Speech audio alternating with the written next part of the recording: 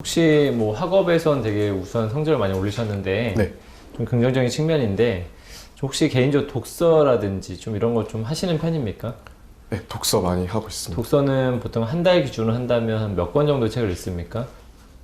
한 달에는 한 권은 아니고 한 달에 한 반 권 정도 하고 있습니다. 두 달에 한 권 정도 하고 달에 있습니다. 반 권 정도가 많이 읽는다는 기준이 될 수 있나요? 본인이 지금 많이 읽는다고 얘기하셨잖아요. 네. 그 기준이 될 수 있나요? 반 권이?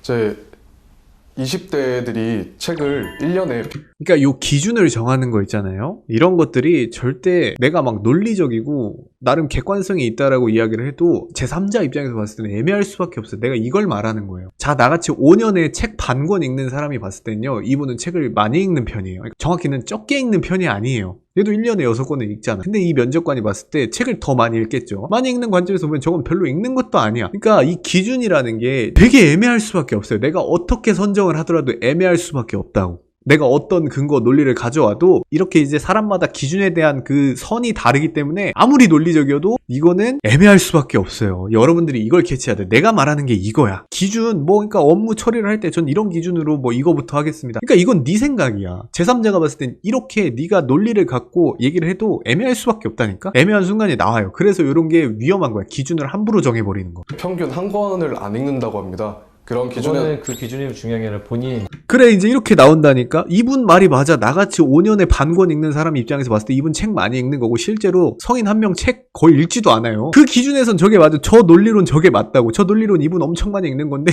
지금 봐봐. 면접관 입장에서 마음에 안 들잖아. 저 기준이? 공감 안 한다니까. 이렇게 되는 거야. 그래서 기준 정할 때 함부로 정하는 게 아니야. 본인이 좀 중요한데 네, 그런 부분에서 본인 책을 많이 읽는 게 맞나요? 개인의 편차에 따라서 다를 수도 있겠지만 이제 학업이라든지 대외 활동이라든지 여러 가지 바쁜 와중에도 책을 한 권이라도 읽겠다는 의지가 더 중요하다고 최근에 생각합니다. 읽었던 책 한 5권만 좀 얘기해 주시겠습니까? 최근에 읽었던 책 경영의 모험이라는 책과 한국 헌법학이라는 책과 네, 군주론 그리고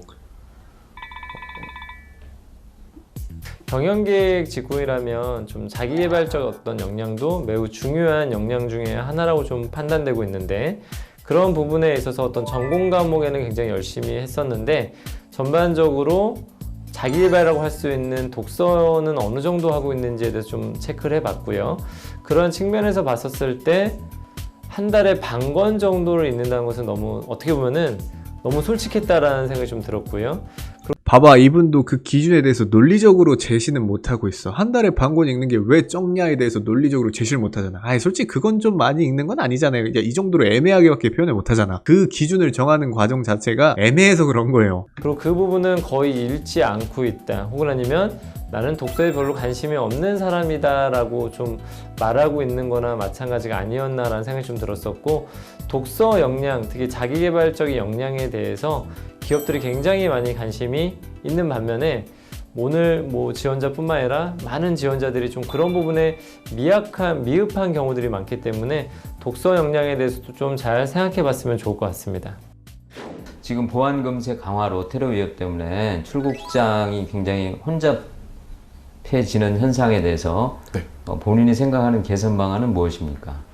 이런 거는 이제 이런 안건이 있다면요. 이거와 관련된 전문가가 쓴 내용, 이런 것들을 파악해서 그 내용을 마치 내가 준비한 것처럼 이야기하는 게 사실 제일 좋아요. 근데 이거는 내가 사실 여기를 인국공을 준비 안 해봐서 모르겠는데 저런 이슈가 아마 있었던 것 같아요. 저 시절에는. 그럼 당연히 저거에 대한 칼럼, 기고문 이런 게 있겠죠. 그리고 회사의 어떤 대응 방침 이런 게 있겠지. 이건 당연히 숙지사항이에요. 현재 제2 여객터미널을 건설하고 있는 것으로 알고 있기 때문에 일단 물리적인 문제점은 어느 정도 해결될 것이라고 생각하지만 제가 생각하기에 지금 인천국제공항이 가지고 있는 패스트트랙이라는 제도를 최대한 활용하는 것이 좋을 것이라고 생각합니다.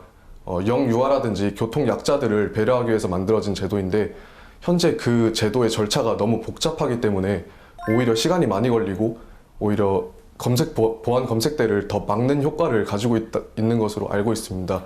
푸둥공항 같은 경우 패스트트랙을 활용하는 교통약자들이 전혀 그런 절차를 가지지 않고 직원들이 육안으로 확인해서 보안 검색대를 통과할 수 있는 시스템을 만들고 있는 것으로 알고 있습니다. 뭐 이거에 대한 꼬리 질문은 언제든지 할 수 있어요. 왜 우리는 그 푸동공항처럼 안 하고 있다고 생각해요? 뭐 이런 것도 있을 수 있는데, 중요한 거는 내가 저기에 대해서 해결책을 스스로 내 머리 짠에서 만들려고 하지 말고 전문가 견해를 가져와야 된다는 거야. 견해를 통해서 답변을 하려고 해야 돼. 내가 만들어서 답변을 만들면 엉성해질 수밖에 없거든요. 이분은 그래서 저 대답을 되게 잘한 것 같아요. 이미 쓰고 있는 시스템을 좀 더 활용해야 된다. 물론 이거에 대한 꼬리 질문이 준비가 돼야 돼. 그래서 하다가 이렇게 대답하면 안 되네. 그럼 원래의 견해를 바꾸고 다른 견해로 가야 되고, 이렇게 준비를 해야 돼요. 저거 혼자 생각하려고 하면 안 돼. 절대로. 시간도 오래 걸릴 뿐더러 제대로 된 답변도 안 나와요. 두 가지 측면에서 질문을 했거든요. 과연 최근 이슈에 대해서 준비하고 있는지, 또 하나는 경영기획을 준비하는 지원자로서 기획력이 있는지, 이 부분에 대한 의도를 가지고 질문을 했는데요. 일단 사전 면접에서는 이 지원자가 공항에 대한 지식이 풍부하다라는 인식을 받았지만, 이 질문에 대해서만큼은 효과적인 답변을 하지 못한 것 같습니다.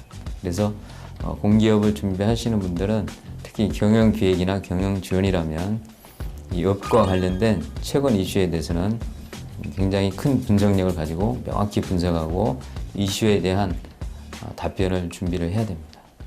특히 이게 좋은 게 아니었나 보네요. 나는 뭐 괜찮게 들렸던 것 같은데. 아무튼 전문가분께서 아니라고 하니까 저건 좋은 게 아니에요. 뭐 꼬리질문 해봤더니 답변이 제대로 안 나왔나 보네. 가 분위기 파악하기라고 되어 있는데 네, 그렇습니다. 어떤 건지 좀 설명해 주시겠어요? 이거 내가 보는 자막이 지금 맞는 자막인가요?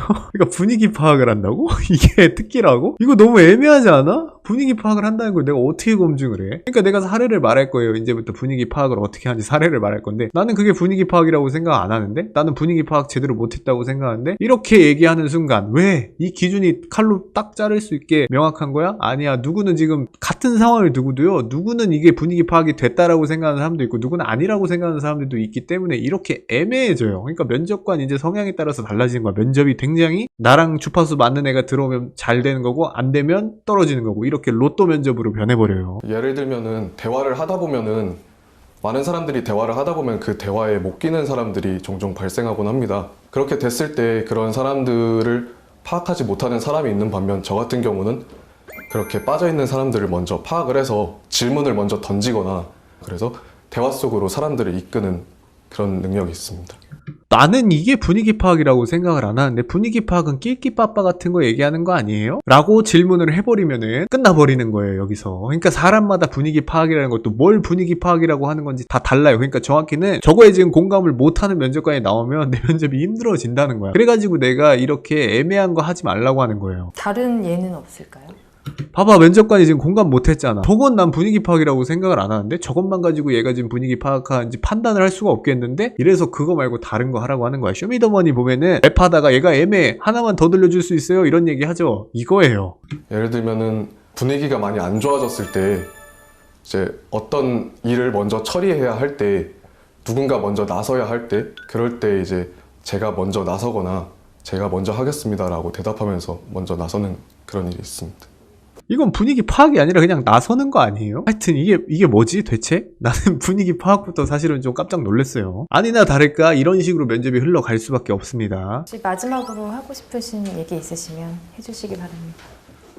인천국제공항이 세계에 발맞춰서 더 동북아시아의 허브 공항이 될 수 있도록 밑거름이 되도록 하겠습니다. 감사합니다. 네, 수고하셨습니다. 감사합니다. 수고하셨습니다. 일단 합불 결과 바로 말씀드리겠습니다. 이건 탈락입니다. 절대 붙을 수가 없어요. 왜 못 붙냐? 앞부분에서 이 회사 깠잖아요. 뭐 CSR 별로 전략적이지 않다. 여기서 떨어졌어요. 이게 붙는다. 만약에 이 면접이 붙었다.